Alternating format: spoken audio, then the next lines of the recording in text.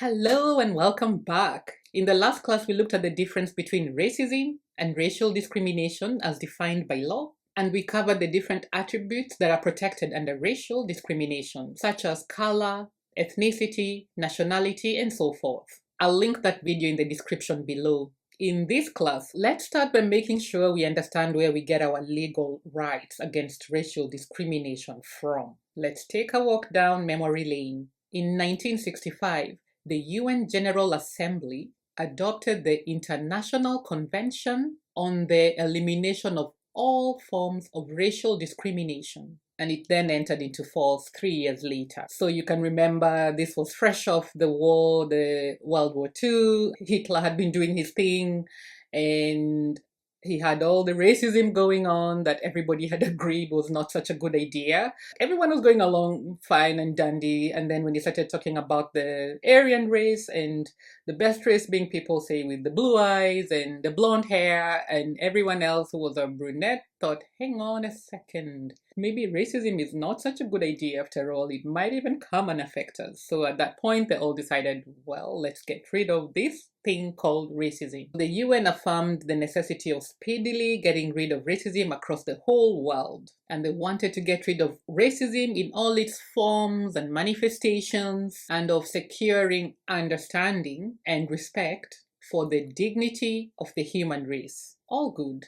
But how did they agree on what racial discrimination was in the first place? The answer is by giving a definition, of course. So in this convention, the term racial discrimination was defined in Article 1 to mean any distinction or exclusion, restriction, or preference based on race, color, descent, or national or ethnic origin, which has the purpose or effect of nullifying or impairing the recognition, enjoyment, or exercise on an equal footing of human rights and fundamental freedoms in the political, economic, social, cultural, or any other field of public life. Fantastic. There was now agreement on what racial discrimination was and that it was very bad, and as a result, the world should get rid of it expeditiously. But this is the UN. They are not a government. So how are they going to do this? How are they going to go around in everyone's country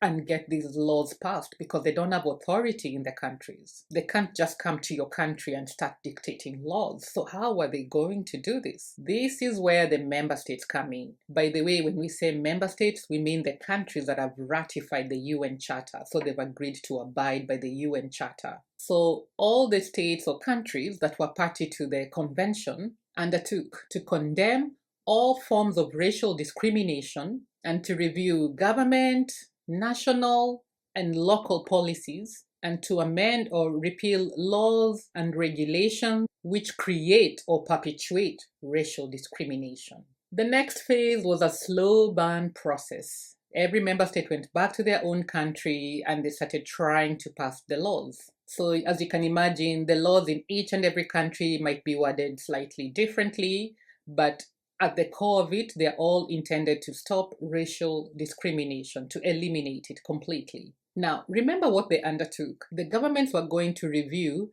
national and local policies. National laws are essentially countrywide. These are what we'd call the federal laws of your country, the country laws. So they relate to every state or every province in your country. Local laws, on the other hand, could be statewide, so they relate to your state, or provincial laws if you have provinces, and they cascade all the way down to the local council level. As you can deduce, this was a very complex process that took decades to achieve, and I think some countries are still going. As you can imagine, a party would start enacting laws, and then another party would come in maybe when they were halfway through the discussions, and they'd be like, how dare you think that I can share the toilet with these colored people? And why would you think my children can go to school with those colored children and we can share the same water fountain? The audacity.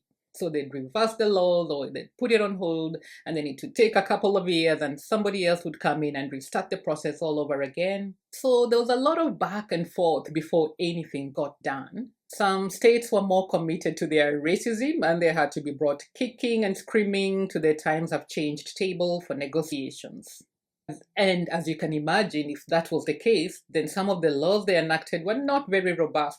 maybe intentionally, not very robust. So they look like, yes, we have laws in place, but there were a lot of loopholes, a lot of gaps that effectively meant that racism still continued. Other lawmakers, on the other hand, had actually very good intentions. They were trying to block racism, but of course, there's always unintended consequences, which we're about to see how or why in a second. Great, now we have newly minted laws.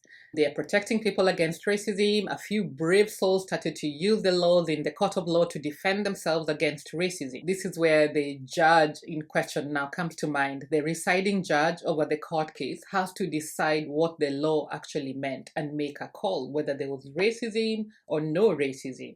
For example, we saw that the law says that racism is any distinction, exclusion, restriction, or preference based on race, color, descent, or national or ethnic origin, which has the purpose or effect of nullifying or impairing the recognition, enjoyment, or exercise on an equal footing of human rights and the fundamental freedoms in the political, economic, social, cultural, or any other field of public life. So let's say, for example, someone lodged a case and said, he called me the N-word, or he called me slit eyes. And the accused could use the defense of, I have freedom of speech, and by golly, I will use it to defend my racism rights. And so maybe then the freedom of speech rights had to be looked at and amended to reflect that in some certain spaces, racism could not be left to fester. So, for example, in spaces like hospitals or the workplace, you could not racially vilify someone.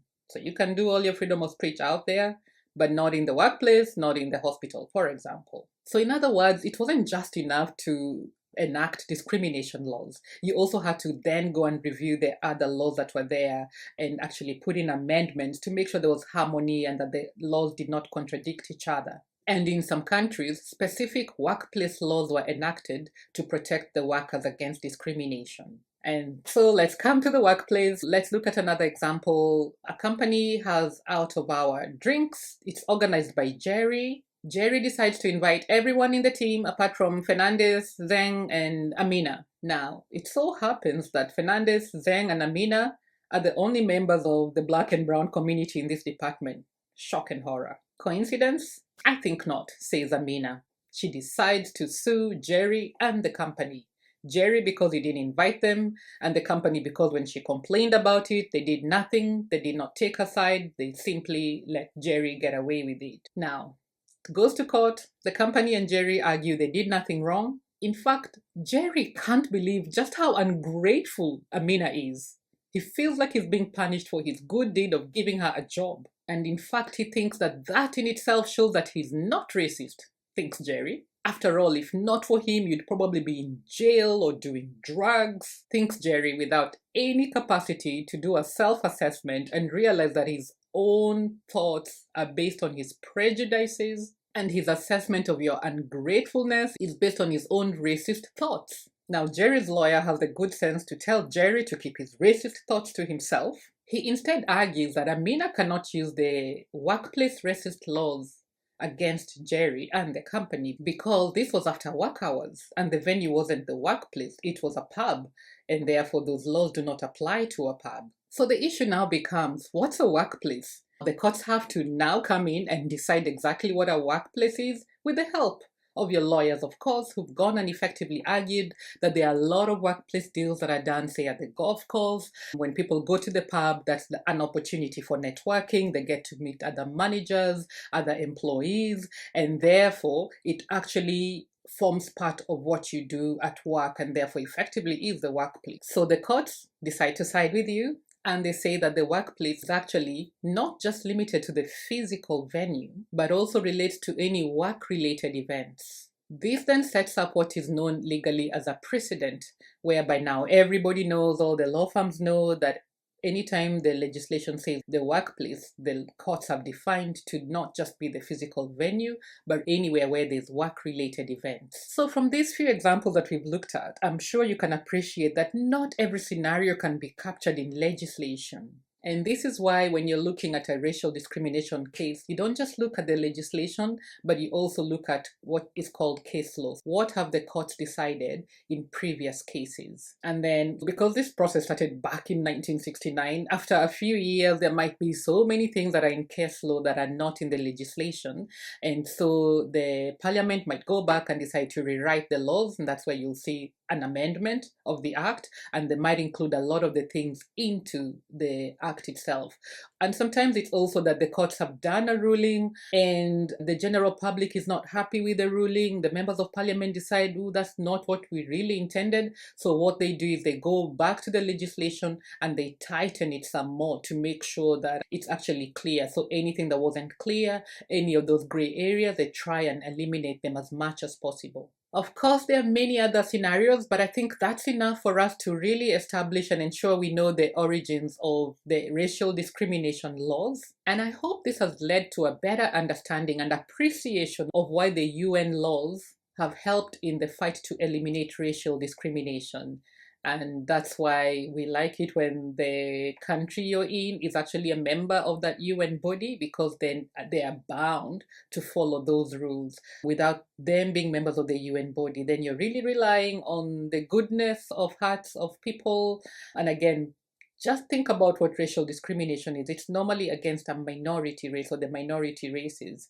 And so if politicians are normally more interested in majorities as opposed to the right thing, then you really would be in trouble if there's nothing that compels them to follow a fair and equitable law. So despite their shortfallings, the UN has helped in this way. That's it for this video. If you would like an assessment of your own situation, if you're at the workplace and you're trying to work out whether what you're going through is racial discrimination from a legal sense, feel free to use the free questionnaire on the website christinaosure.com. I will leave a link in the description below.